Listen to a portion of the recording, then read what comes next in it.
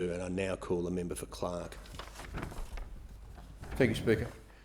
In which case I ask leave of the House to move amendments 1 to 5 as circulated in my name together. Is leave granted? Leave is granted. Leave is granted. The member for Clark. Thank you, Speaker. Speaker, the bill before the House... You just need to now move the amendments. I move amendments 1 to 5 as circulated in my name together. The member for Clark. Thank you, Speaker.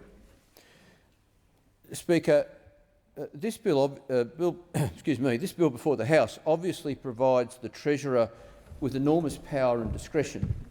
It allows the Treasurer to impose conditions, to vary existing conditions and, as a last resort, to force the divestment of any realised investment where national security concerns are identified.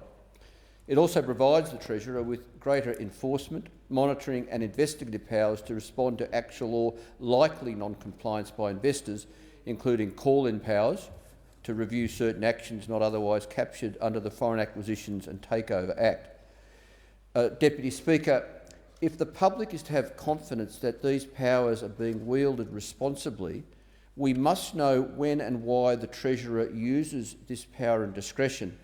And to that end, my amendments will ensure that the decisions and reasons for the decisions made by the Treasurer under this Act will be on the public record.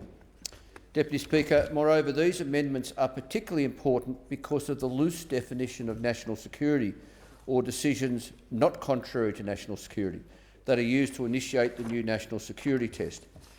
There have been many occasions over the past 10 years that I voted against legislation that erodes civil rights and the freedom of the press in the name of national security.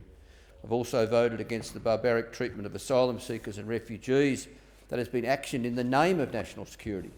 And I voted against the unfettered and unprecedented levels of power given to ministers and our security agencies without accountability or independent review in the name of national security. So, Deputy Speaker, I want to know, and I think the community wants to know, what the government considers to be contrary to the national interest and what actions by foreign investors give rise to national security concerns. Too often the government has used the term national security to protect its own interests.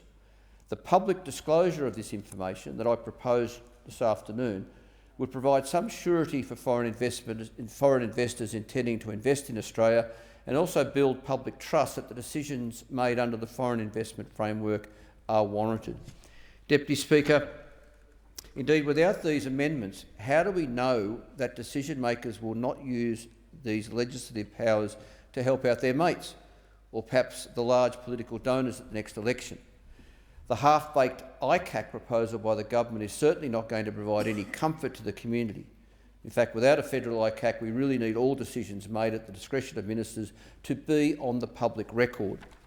Deputy Speaker, by the end of 2019, the total current foreign investment in Australia had reached $3.8 trillion. There is no doubt that foreign investment is increasingly complex, particularly in this climate of rapidly changing technology and shifts in our international security settings. Foreign ownership or control of strategic assets, broad prime agricultural land and residential property has been especially problematic, though, in recent years. And the 99-year lease of the Darwin port, which is a significant defence asset, and the sale of the Van Diemen's Land Company, Australia's biggest dairy asset, are obvious examples.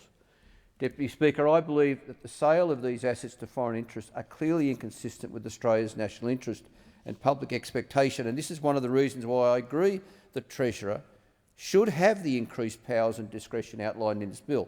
I support the bill, but I want to know, and the community wants to know, what decisions are made and for what reason these extensive powers are enacted under this legislation.